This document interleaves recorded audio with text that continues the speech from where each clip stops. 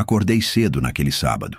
Coloquei minha camisa azul marinho de linho, passada com carinho pela moça que vinha aqui uma vez por semana, desde que minha esposa se foi. Passei o pente nos cabelos ralos, ajeitei o relógio que ganhei aos 25 anos de serviço e saí rumo à casa do meu filho com um presente na mochila. Um álbum de fotos antigas, cuidadosamente montado por mim nos últimos 2 meses. Eu queria que aquele dia fosse especial. Era minha festa de aposentadoria. 52 anos de trabalho sem faltar um dia sequer. Sem férias prolongadas, sem licença médica. Sempre fui o esteio da família. E agora, com a aposentadoria aprovada, imaginei que aquela reunião seria um momento de carinho, de memória, de respeito. Mas não era isso que me esperava. A casa estava cheia. Meu filho, minha nora, meu neto, a irmã da minha falecida esposa, alguns vizinhos que eu pouco conhecia. Encontrei a mesa posta, o som ambiente baixo, uma bandeja de salgadinhos ressecados e uma garrafa de cidra barata que alguém abriu no instante em que cheguei. Fui recebido com um "Olha aí o homem do INSS", seguido de risadas. Sorri, sem graça. Pensei que era só o começo. Meu filho me deu 2 tapinhas nas costas e disse: "Senta aí, pai, hoje é o seu dia." A cadeira onde me sentei parecia menor do que lembrava. Ou talvez eu estivesse me sentindo pequeno por dentro. Olhei em volta, buscando um sinal de afeto, um gesto de gratidão. Ao invés disso, vi minha nora mexendo no celular, meu neto rindo, sozinho, e meu filho organizando algo com um papel nas mãos. Pensei que talvez fosse um discurso. E era, mas não do tipo que se espera numa festa de homenagem. Ele levantou-se, ergueu a taça de cidra e disse em voz alta, como se estivesse discursando num tribunal: "Hoje celebramos o fim de uma era. Meu pai finalmente se aposentou, o que significa que agora ele pode contribuir de outra forma com esta casa." Risos tímidos se espalharam. Continuei olhando, esperando a parte engraçada. Afinal, ele prosseguiu: "Ele come aqui, dorme aqui, vive aqui. Nada mais justo que a partir de agora, 50% do salário dele vá direto para casa, né?" Minha nora aplaudiu. Meu neto, com seus 19 anos, riu e disse: "Justo, tá pagando o aluguel da aposentadoria." Eu ainda ria, achando que era apenas uma piada mal colocada. Até que meu filho se aproximou e colocou um envelope branco em cima da mesa. "Assina aqui, pai. A gente já fez o contrato. É só uma autorização de débito automático." Abri o envelope com mãos trêmulas. Era um documento redigido por algum advogado de meia tigela, cheio de termos burocráticos, onde eu autorizava a transferência automática de metade do meu benefício diretamente para a conta conjunta do meu filho e da nora. Fiquei em silêncio por alguns segundos. O som ambiente havia cessado. Todos me olhavam como se esperassem um sim automático, uma assinatura sem contestação. Como se meu único papel naquele momento fosse entregar o pouco que me restava com um sorriso no rosto. Olhei para meu filho, aquele mesmo que eu carreguei nos ombros quando ele quebrou o braço aos 6 anos, que eu ensinei a andar de bicicleta, que eu ajudei a pagar a faculdade com horas extras em 2 empregos, o mesmo que eu deixei morar comigo após o divórcio difícil que eu sustentei quando ele ficou sem trabalho e que nos últimos anos tinha tomado minha casa como lar, junto com a esposa e o neto. Ele agora me chamava de inútil com salário. Segurei o contrato com firmeza e, sem dizer uma palavra, rasguei em 2, bem devagar. O papel partiu com um som seco, áspero, como se algo dentro de mim também tivesse se partido naquele instante. Levantei da cadeira. Deixei o álbum de fotos sobre a mesa, ainda dentro da sacola. Passei por todos eles sem olhar nos olhos. Ouvi a nora comentar: "Ele tá exagerando." Meu neto resmungou algo como: "É só um papel." E meu filho disse: "Depois ele volta, ele sempre volta." Mas eles não me conheciam mais. Ou talvez nunca tenham conhecido. Aquele dia, naquela festa feita para me homenagear, eles assinaram, sem saber, a sentença da própria ruína. Porque eu voltei para casa com uma única certeza: eu nunca mais seria usado. Eu nunca mais seria chamado de inútil com um contrato na mão. E a única assinatura que daria dali para frente seria para fechar portas, não para sustentá-los. E quando o dia amanheceu, no domingo, eu já não estava mais lá. Voltei para casa naquela noite sem dizer nada. A casa que antes era minha, agora parecia um depósito onde eu apenas habitava. O quarto que um dia foi meu santuário se transformara numa extensão do caos da família. Tênis jogados no canto, toalhas molhadas sobre minha cadeira de leitura e um jogo de videogame largado sobre minha escrivaninha. Não era um lar, era um lugar onde eu pagava para ser esquecido. E ainda assim, esperavam que eu pagasse mais. Fechei a porta atrás de mim com uma lentidão estranha, como se cada segundo ali ainda precisasse ser vivido com dignidade antes que eu a abandonasse. Fui direto até a gaveta, onde guardava todos os meus documentos, RG, CPF, comprovantes antigos, extratos de conta, o contrato da casa e algo mais importante do que tudo aquilo, minha memória escrita. Ali estavam as cartas da minha esposa, os bilhetes que meu filho me escrevia quando, criança, uma folha amarelada com o desenho de um sol e a palavra papai, escrita torta, de quando ele tinha 5 anos. Passei a mão sobre tudo aquilo com uma mistura de raiva e dor. Não consegui chorar. Eu já não tinha lágrimas. Só o gosto amargo de ter sido ridicularizado por quem deveria me honrar. Naquela madrugada, sentei no sofá da sala escura, acendi o abajur e comecei a escrever um bilhete. Uma frase só, simples, mas pesada como chumbo. Eu saí por respeito a mim e deixo o silêncio como herança. Dobrei e guardei no envelope em branco. Não escrevi nomes. Não fiz ameaças. Não desejei mal. Porque quem subestima o velho, esquece que ele já viu tudo isso antes. E quem cospe no prato onde come, um dia vai sentir o gosto da própria língua. Fui até o cofre escondido atrás da estante. Era um segredo, que nem meu filho conhecia. Abri, tirei meu passaporte ainda válido, uma pequena reserva que vinha juntando em silêncio nos últimos 5 anos e uma pasta com o contrato da casa. Foi ali que a segunda decisão da noite se firmou. Liguei o notebook, entrei no site do banco, preenchi os campos e cancelei a hipoteca. A casa estava quitada e eu era o único titular. Eles pensavam que a casa era da família, mas o nome no papel dizia o contrário. Eu nunca passei o bem para ninguém, porque no fundo nunca tive confiança suficiente para isso. Fechei o site, enfiei os papéis na pasta, peguei minha mochila e coloquei algumas roupas. Peguei também o álbum de fotos que eu havia preparado para a festa.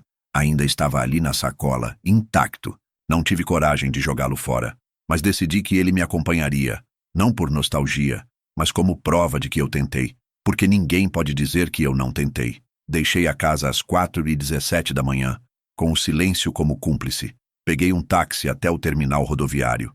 Sem passagem marcada, comprei o primeiro ônibus para uma cidade costeira, longe o suficiente para sumir, perto o suficiente para assistir o desmoronamento sem me envolver. Sentei na poltrona ao fundo, encostei a cabeça no vidro e vi o horizonte nascer devagar. Enquanto os primeiros raios de sol coloriam o céu, eu sentia pela primeira vez em anos um gosto de liberdade. Amargo, sim, mas real. Ao meio-dia daquele domingo, cheguei numa pousada simples, reservada pela internet com um nome que nunca associassem a mim. Usei um cartão antigo de conta poupança, o mesmo que nunca compartilhei. O nome que dei? O do meu avô, que me ensinou a pescar em silêncio e me dizia que, às vezes, sumir é a forma mais elegante de se vingar. Liguei o celular uma última vez. Havia 12 mensagens do meu filho, todas com textos curtos. Você tá onde? Pai, foi só brincadeira. Não precisa levar a sério, era só para te provocar. A gente conversou e riu, só isso. Riram de mim. Riram com gosto. Riram com contrato. Riram achando que velhice é sinônimo de fraqueza. Mas não era fraqueza o que eu sentia. Era um tipo de força nova. Uma força que só nasce quando o último pedaço de esperança é arrancado do peito. Desliguei o celular e tirei o chip. Joguei fora pela janela da pousada. Pela primeira vez ninguém podia me localizar. Ninguém sabia onde eu estava. E eu sabia exatamente onde eles estavam. Sentados naquela casa contando os dias para meu salário cair. Ignorando a própria crueldade, como se ela não tivesse consequências. Mas o mundo gira, e a conta chega, e a minha ausência seria debitada em parcelas crescentes, dia após dia, até que eles percebessem que o velho que eles chamavam de inútil era o único que segurava tudo de pé. Voltar daquela festa foi como atravessar o próprio velório em vida. Cada passo até a porta de casa parecia mais pesado que o anterior. A mesma casa onde ensinei meu filho a andar de bicicleta. onde cuidei do meu neto com febre, onde minha esposa, já falecida, me olhava com os olhos mais cheios de vida que eu jamais conhecera. Aquela casa já foi um lar. Agora, era apenas o palco de um teatro onde eu fui rebaixado a figurante. Coloquei minha velha pasta de couro sobre a mesa e me sentei no sofá. Era tarde da noite. Tudo quieto, exceto a voz da humilhação martelando dentro da minha cabeça. Eu me perguntava, eles realmente acham que eu não sirvo para mais nada? Que minha única utilidade agora é manter a casa funcionando com o meu salário? A festa que deveria celebrar minha aposentadoria virou um julgamento público. E a sentença havia sido declarada inútil, mas algo dentro de mim se recusava a aceitar. E foi ali, naquele silêncio denso, que eu decidi. Se para eles eu já estava descartado, então também estava livre. Eles apenas não sabiam ainda o que isso significava. Fui até o quarto. Abri a gaveta onde guardava os documentos importantes. Peguei a escritura da casa, o contrato da hipoteca, os extratos bancários, os registros de cartão de crédito e as cópias de procurações que ingenuamente havia assinado no passado. Um a um, examinei com precisão. Havia coisas que eu precisava desfazer. Não era vingança, era justiça e também autopreservação. Primeiro, acessei a conta conjunta que eu havia aberto com meu filho, anos atrás, quando ele passava por dificuldades. Um favor que virou direito adquirido na cabeça dele. Transferi o restante do valor para uma nova conta, essa, apenas no meu nome, em um banco diferente. Em seguida, encerrei a conta antiga, tudo de forma legal, limpa e documentada. Depois, entrei no aplicativo do banco e cancelei os cartões de crédito adicionais que estavam no nome dele e da esposa. Sim, eu tinha feito isso para facilitar compras de emergência, mas agora eram cartões usados em jantares caros, roupas de marca e presentes para aniversários que eu sequer era convidado. Sem pensar duas vezes, fechei cada um deles, digitando os últimos números com um gosto quase cerimonioso. Liguei para o cartório na manhã seguinte. Revoguei as 2 procurações que havia deixado com meu filho. Uma para movimentar minha conta, outra para responder em meu nome por questões patrimoniais.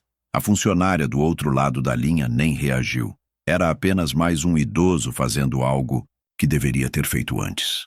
Enquanto isso, eu sentia cada anulação como um prego a menos no caixão onde tentaram me enterrar. Depois veio a hipoteca. Sim, a casa estava no meu nome. Sempre esteve. E fui eu quem pagou cada parcela. Mas a fim de dar segurança à família, coloquei meu filho como fiador. Hoje entendo. Só segurei o mundo para eles pisarem em cima. Entrei no portal do banco e preenchi a solicitação de cancelamento da hipoteca. Como proprietário e pagador integral, eu tinha esse direito e exerci. Quando li o e-mail de confirmação, senti algo que não sentia há tempos. Controle. Em menos de 24 horas, eu havia retirado todas as amarras legais e financeiras que me prendiam a eles. Mas faltava uma última parte, o desaparecimento. Não. Físico. Ainda não. Mas digital. Prático. Substituí meu número de telefone por um novo, ainda não compartilhado. Cancelei meu e-mail principal. Desativei redes sociais. Encomendei um chip pré-pago com CPF antigo. E cadastrei uma nova conta bancária com um nome comercial que eu usava antes da aposentadoria. Tudo silencioso, legal, mas invisível. Naquela noite, eles dormiram tranquilos, pensando que o velho estava de cabeça quente, que voltaria com o rabo entre as pernas, que pediria desculpas por não ter entendido a brincadeira.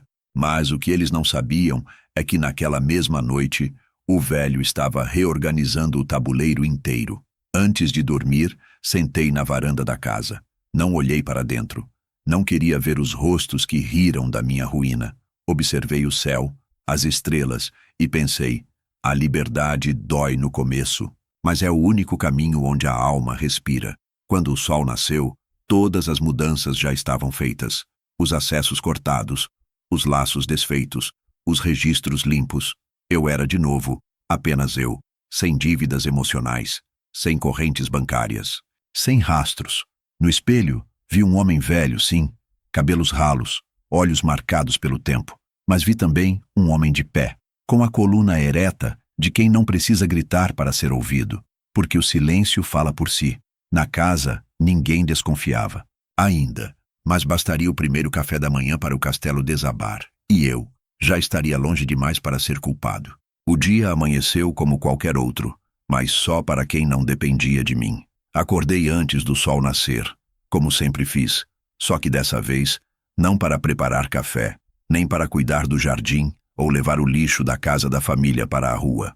Acordei como um homem livre, em outra cidade, em um lugar simples que aluguei com o dinheiro que recuperei, em silêncio. Um sobrado modesto, sem luxo, mas com tudo que eu precisava: silêncio, ar fresco e o conforto de não ser mais moeda de troca para sustentar o ego de ninguém.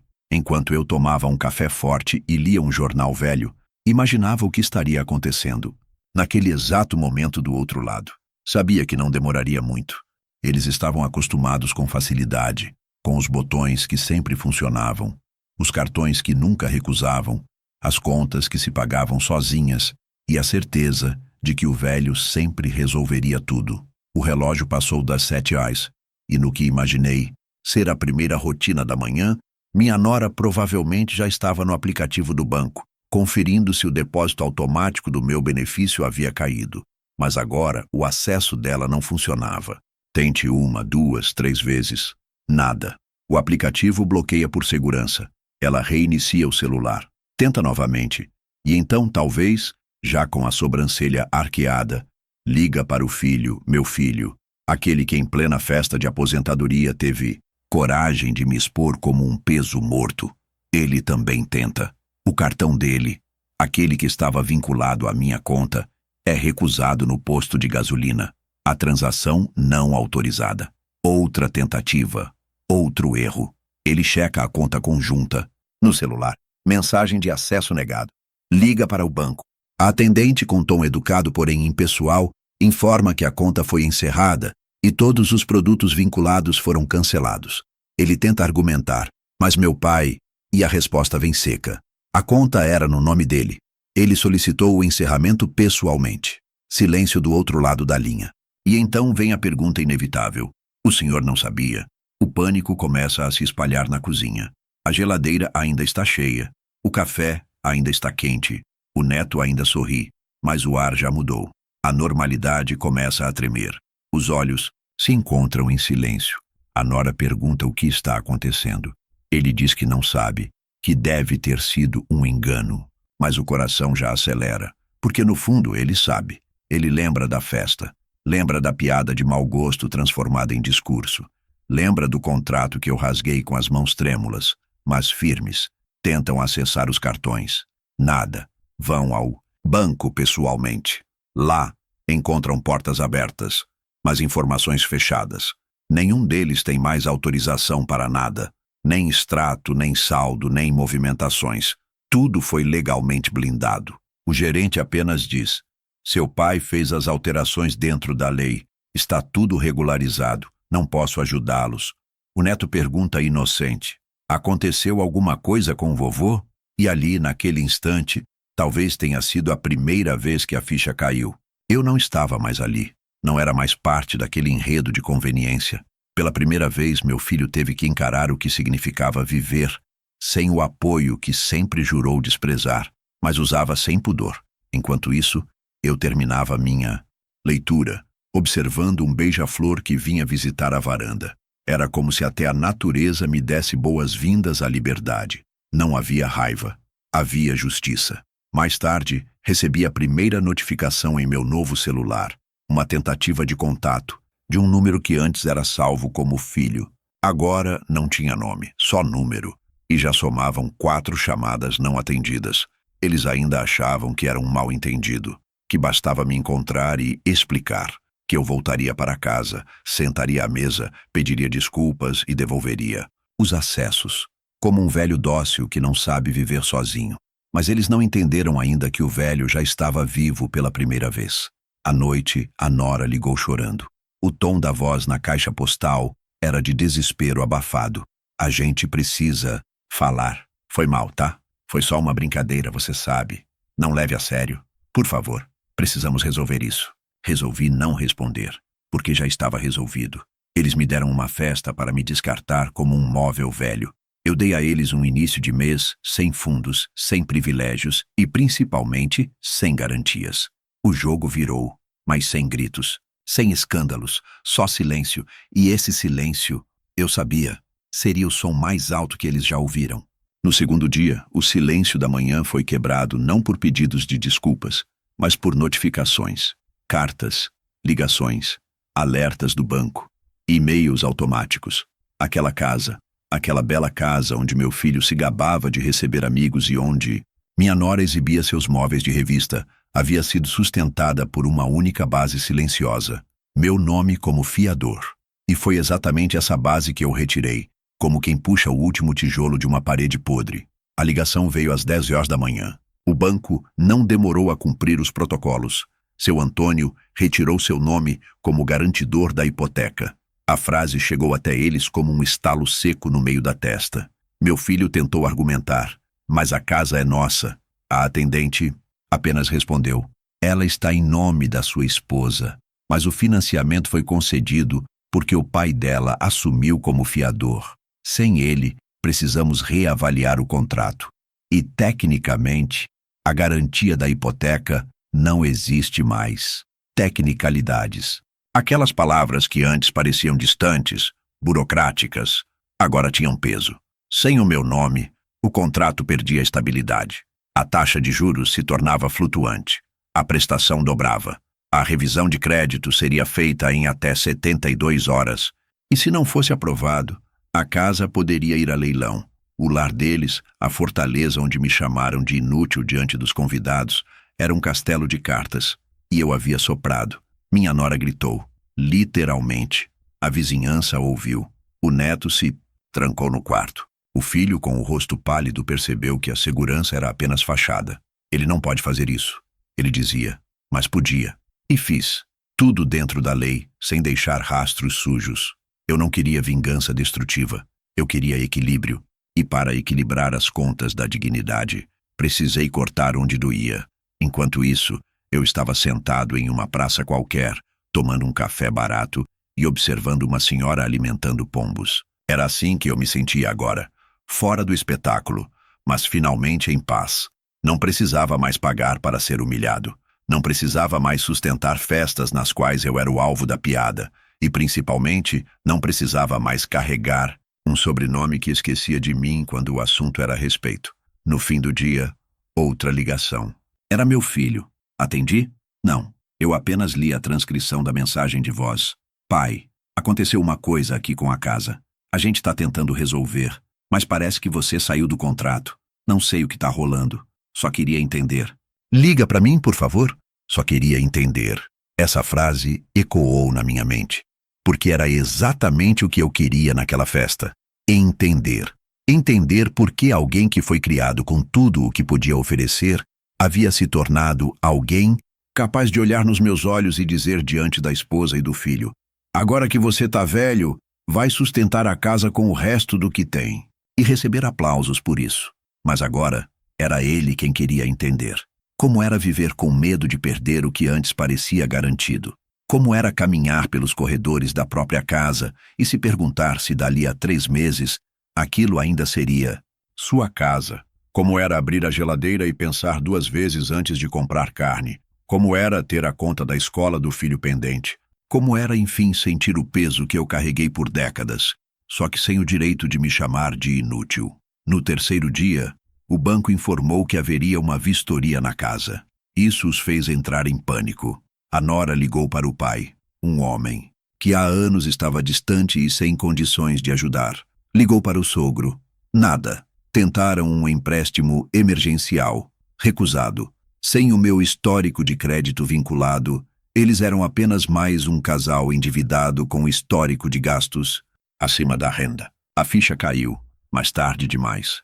E eu apenas anotava em meu caderno tudo aquilo, não por prazer, mas porque um dia, quando me perguntassem por que eu fui embora, eu teria palavras, porque naquela casa, o que sempre me negaram foi isso, voz.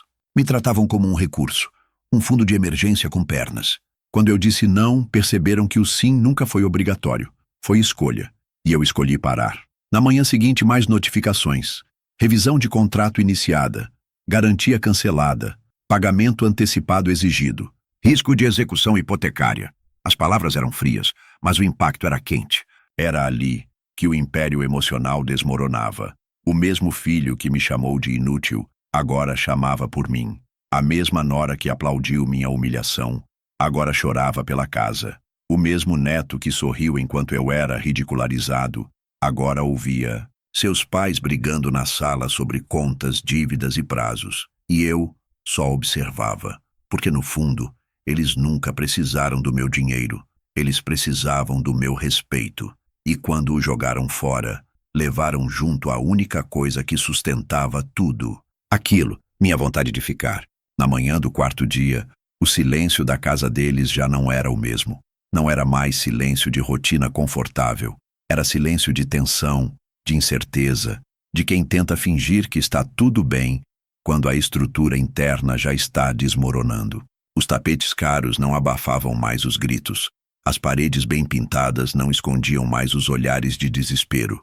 E o café da manhã, agora era só uma xícara vazia na mesa, porque até o leite foi cortado da lista de compras. Era caro. Demais para quem não sabe se ainda terá casa no mês seguinte. A notícia chegou pela tela do celular da nora. Notificação do RH. Convocação urgente no setor jurídico. Assunto: reavaliação de vínculo contratual. Ela foi trabalhar achando que seria só uma conversa. Voltou com uma carta na mão. Demissão por quebra de cláusula contratual. A razão? O carro da empresa estava em nome de terceiros, de mim, e o seguro havia sido suspenso após o bloqueio feito por mim 2 dias antes. O veículo, tecnicamente, não poderia mais ser usado, e o risco jurídico recaía sobre a empresa. Sem o carro, sem a garantia, sem o bônus, sem o emprego, ela chorou. Pela primeira vez, desde aquele aplauso infeliz, ela chorou. Mas não por mim. Nunca por mim. Chorou porque perdeu o cargo que tanto se orgulhava, porque as fotos sorridentes da equipe agora eram só lembranças do que se foi. Chorou porque teve que pedir carona.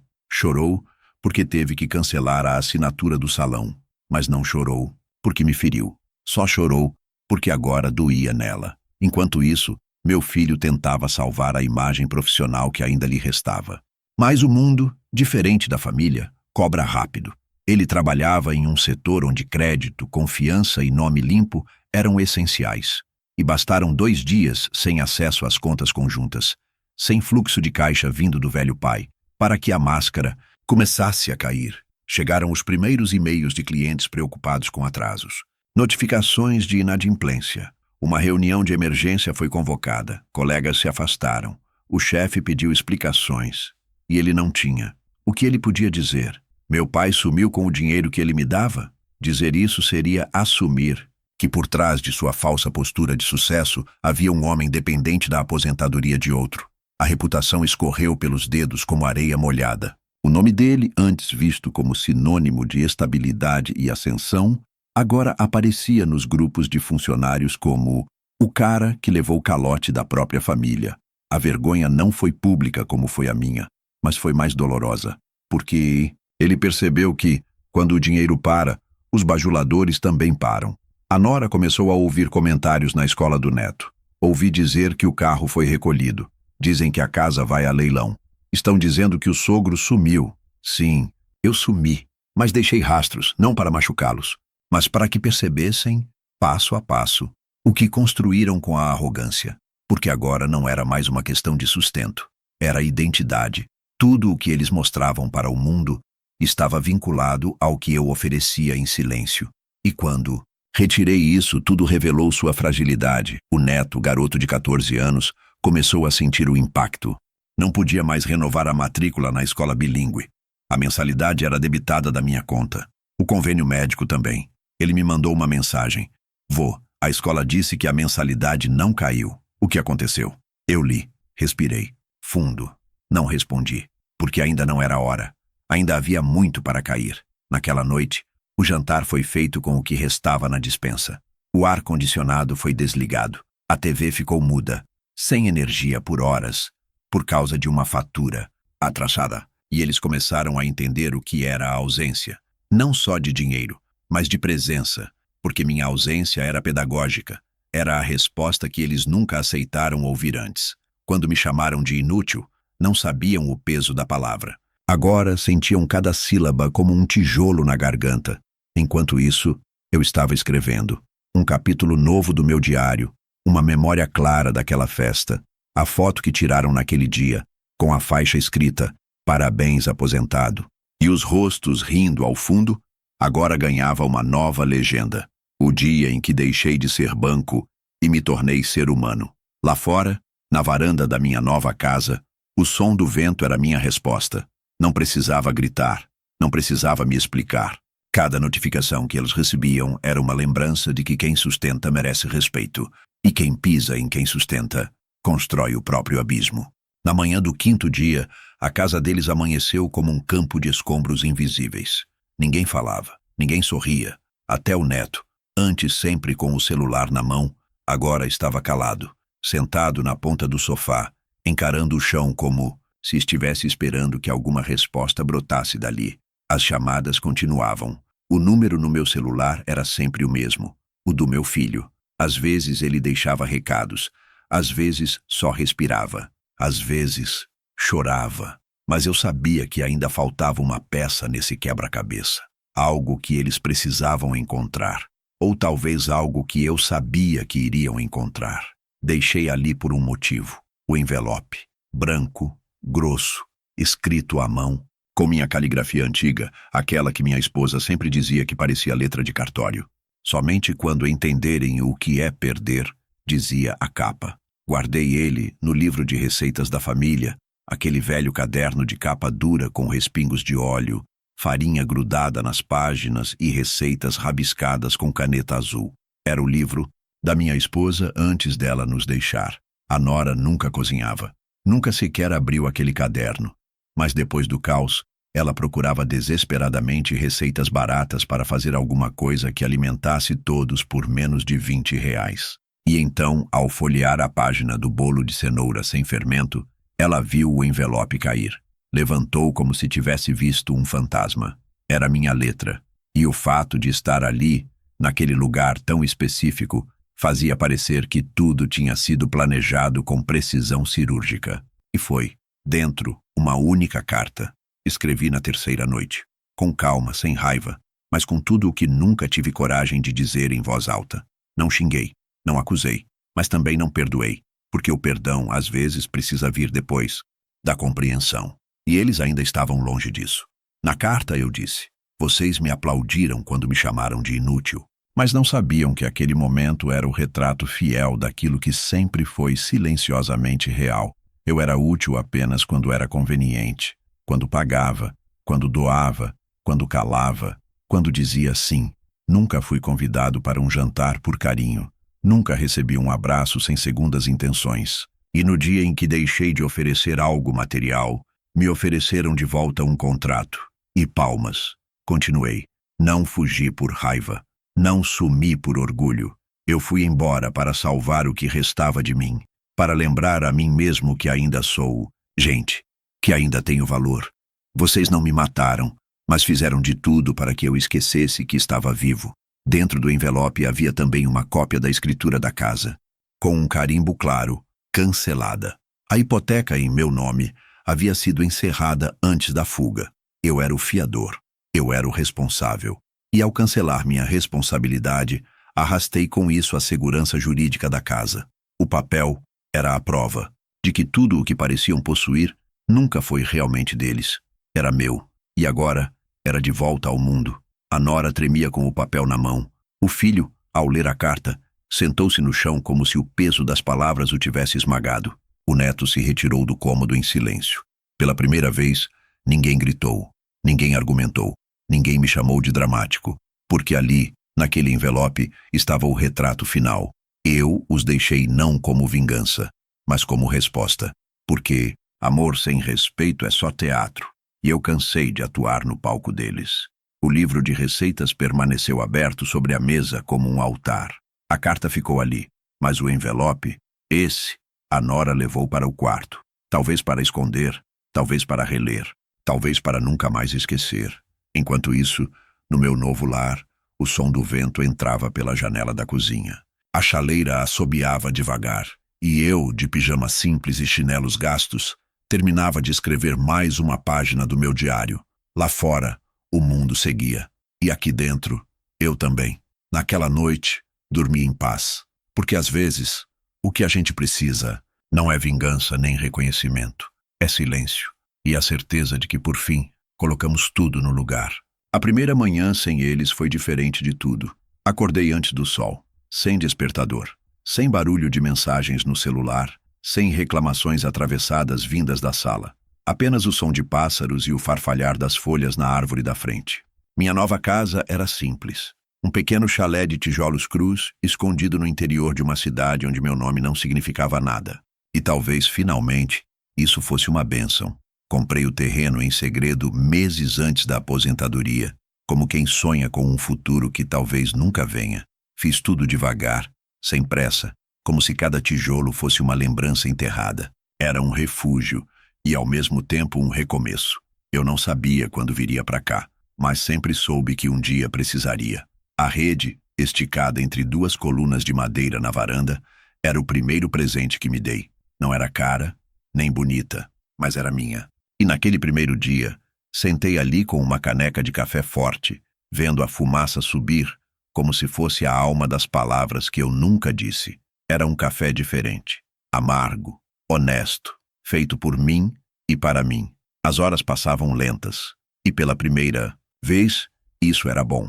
Eu me permiti ver o tempo, não como um inimigo, mas como um companheiro. Não havia mais horário de ônibus escolar, não havia jantares forçados, não havia mais a obrigação de me mostrar útil para quem só me via como carteira viva. Caminhei pelo quintal de terra batida e grama, crescendo devagar. Plantei 2 pés de alecrim, abri o velho caderno de receitas, aquele mesmo que tinha o envelope, e folheei algumas páginas. Sorri ao encontrar a receita de pão caseiro da minha esposa. Lembrei do cheiro, do jeito que ela batia a massa, como se estivesse espantando fantasmas. Fiz o pão naquele dia. E quando ficou pronto, comi uma fatia quente com manteiga derretendo, em silêncio. À tarde, escrevi. Não para ninguém. Escrevi para mim. Sobre os dias em que fui engolido por dentro. Sobre como é ser ignorado lentamente por quem você mais ama. Sobre o tipo de solidão que se sente mesmo dentro de casa cheia. Sobre o som de uma festa de aposentadoria que mais parecia um tribunal. Meu celular seguia vibrando. O mesmo número. As mesmas mensagens. As mesmas vozes querendo entender. Mas não havia mais o que explicar. Porque a explicação estava em cada atitude que tiveram. E a resposta estava no silêncio que eu deixava no lugar onde antes existia o pai, o sogro, o avô. O provedor. O tapete. À noite, deitei na rede novamente. A brisa fria batia no rosto. Nenhum barulho de televisão no volume máximo. Nenhum "Você está fazendo o que aí parado?" Nenhum neto zombando porque eu não sabia mexer em aplicativos. Apenas a lua, redonda e indiferente, pendurada no céu como um lembrete de que tudo gira, tudo passa, até o desprezo. A casa que construí era pequena, mas não faltava espaço para mim. Pela primeira vez em anos, eu ocupava um lugar por inteiro. O armário era só meu, o banheiro também, e cada centímetro carregava o cheiro da liberdade recém-descoberta. A ausência deles era, paradoxalmente, a presença de mim mesmo. No terceiro dia ali, recebi a primeira visita. Um gato preto com uma orelha cortada apareceu no quintal. Olhou para mim com olhos cansados. Ofereci pão. Ele aceitou. Deitou aos meus pés. E dormiu. Chamei de fantasma, porque ele me lembrava tudo o que fui e tudo o que sobrou. Enquanto isso, na cidade de onde fugi, o caos fermentava. As mensagens agora vinham em caps lock. O tom mudava. Antes era desprezo disfarçado de ironia. Agora era medo disfarçado de arrependimento. Mas eu não respondia, porque eu já tinha dito tudo, com ações. E foi sentado ali, na rede, com o fantasma ao lado, que percebi que talvez a maior liberdade não seja sair de um lugar, mas decidir, nunca mais voltar. O telefone tocava como um mosquito insistente numa sala silenciosa, às vezes de manhã, às vezes de madrugada. Tocava com urgência, com desespero, com a fúria de quem está acostumado a apertar botões e ser atendido. Mas não havia mais ninguém do outro lado disposto a ouvir, porque o silêncio agora era meu escudo e minha resposta. No início eram poucas chamadas, 1 ou 2, Talvez uma tentativa mecânica de reconexão, como quem tropeça no próprio orgulho tentando parecer calmo. Mas à medida que os dias passavam e as consequências se empilhavam sobre a cabeça deles como uma avalanche que eles mesmos dispararam, os números aumentaram. 3 ligações, depois 6, 12, 34, 46. Eu via os nomes na tela: filho, nora, casa, escola do neto, todos agora em vermelho. As mensagens de voz começaram a se acumular. No primeiro dia, eu ignorei. No segundo, ouvi uma. Só uma. Era meu filho. A voz não parecia mais dele. Tinha perdido aquela arrogância habitual, aquele timbre de quem se sente acima de mim por ser mais jovem, mais ativo, mais moderno. Havia hesitação. Havia angústia. Pai, a gente precisa conversar. Você foi longe demais. Foi só uma brincadeira. Aquilo na festa. Você sabe como a gente é. Por favor, me liga. As coisas tão complicadas aqui. Eu ri, não de alegria, mas daquela risada vazia, amarga, que escapa quando a ironia da vida se revela com força total. Brincadeira. Foi esse o escudo que ele usou. Brincadeira é quando se coloca uma bexiga com água na cadeira do professor.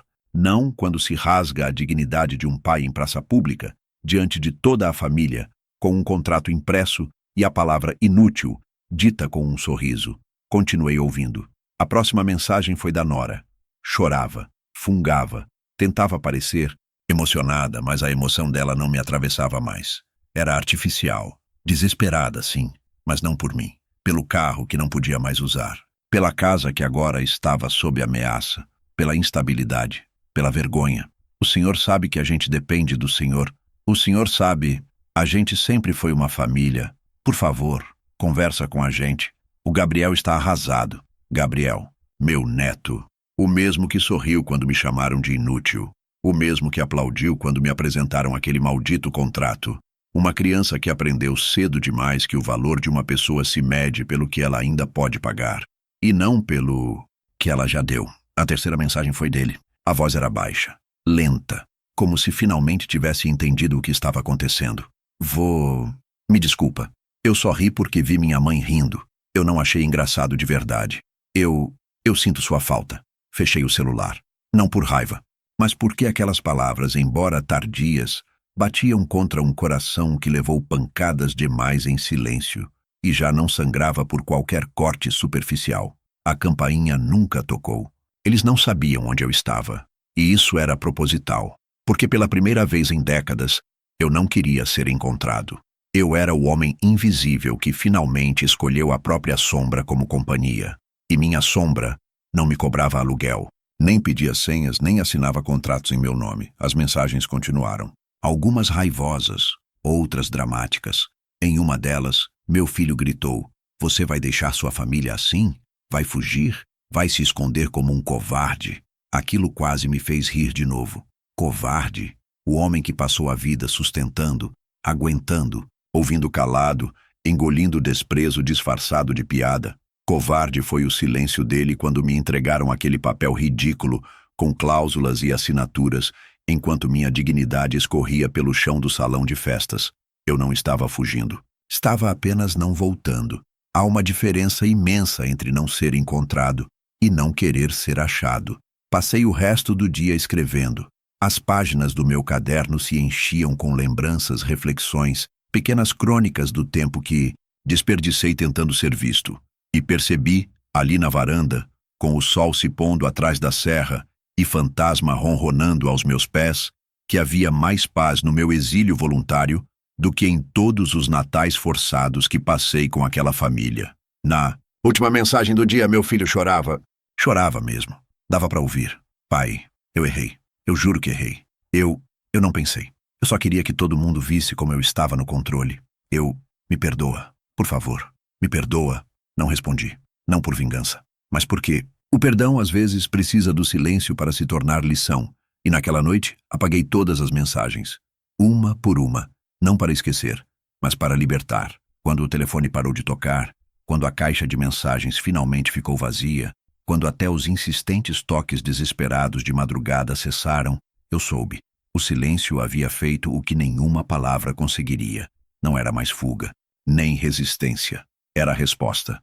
Uma resposta que eles não estavam preparados para receber, porque não vinha com gritos, acusações ou revanches. Vinha com ausência. E a ausência, para quem sempre achou que teria alguém disponível, dói mais do que qualquer discurso. Passei a caminhar todas as manhãs pelo campo ao redor da casa. Era uma casa simples, alugada com dinheiro guardado, que nunca confiei nas mãos de ninguém. O quintal tinha árvores frutíferas que eu mesmo podava. Tinha um pequeno fogão a lenha que me ensinava, a cada refeição, o valor do tempo e do cheiro, da madeira queimando. Tinha uma rede no alpendre, que me embalava como um velho amigo. E tinha paz. Pela primeira vez, uma paz minha, que não dependia da aprovação de ninguém. Foi ali, naquela solidão fértil, que comecei a compreender o que realmente me deram naquela festa. Eles achavam que estavam me punindo com a frase "agora você é inútil", mas estavam me libertando, porque o peso de tentar agradar, de manter a família unida, de pagar contas que não eram minhas, de sorrir diante de piadas que feriam, tudo isso caiu por terra. Rasgar aquele contrato foi rasgar as algemas invisíveis que eu mesmo aceitei por amor. Não me tornei um homem amargo, só um homem mais honesto comigo mesmo. Um homem que aprendeu que respeito não é pedido, é exigido com silêncio e ação. Meus dias seguiram simples. Escrevi mais cartas, mas nunca enviei. Eram para mim, para eu não esquecer porque fui embora, para que, se algum dia a saudade me confundisse, eu tivesse ali, em tinta preta sobre papel amarelado, a lembrança do olhar do meu filho ao me chamar de inútil diante da minha família. E da risada. Aquela risada nunca mais vai sair da minha memória. Os vizinhos me tratavam com curiosidade no início. Um velho educado, reservado, que pagava em dinheiro vivo e gostava de café forte. Aos poucos, viraram conhecidos. Nunca souberam minha história inteira. Apenas me respeitavam pelo silêncio que eu carregava e pelo jeito como eu olhava as coisas, como quem já perdeu tudo. E por isso mesmo, não teme mais nada. Um dia, meses depois, recebi uma carta. Era da escola do meu neto, não dele, da escola. Um pedido de transferência. Buscavam o fiador do contrato anterior. Rabisquei no verso, procurem outro adulto. E devolvi ao remetente. Foi a última notícia que tive deles. O silêncio que implantei virou também o silêncio deles. Talvez por vergonha, talvez por resignação, talvez, quem sabe, por terem finalmente entendido. Hoje, se alguém me perguntar por que estou sozinho, respondo com uma frase curta: porque fui chamado de inútil na minha festa de despedida. É suficiente. Quem entende, entende. Quem não entende, não precisa saber mais. Minha liberdade veio tarde, é verdade, mas veio. E o que restava de mim foi se reconstruindo nesse novo terreno, menos fértil, menos iluminado, mas meu. Um terreno onde planto o que quero e colho o que mereço, sem precisar dividir o prato com quem cospe nele. O presente que me deram foi a chance de recomeçar, de romper com uma história em que eu só existia para servir, para sustentar, para obedecer. E meu troco foi o silêncio, não por covardia, mas porque, às vezes, o silêncio é a única linguagem que os ingratos realmente entendem. E se você estiver me ouvindo agora, tentando encontrar algum rancor nas minhas palavras, posso garantir, ele não está aqui, porque eu deixei o rancor com eles. Fiquei só com a lição. A maior vingança não é fazer o outro sofrer, é mostrar que você vive melhor sem ele. E eu vivo, em paz, com café quente, rede no alpendre e nenhuma ligação perdida.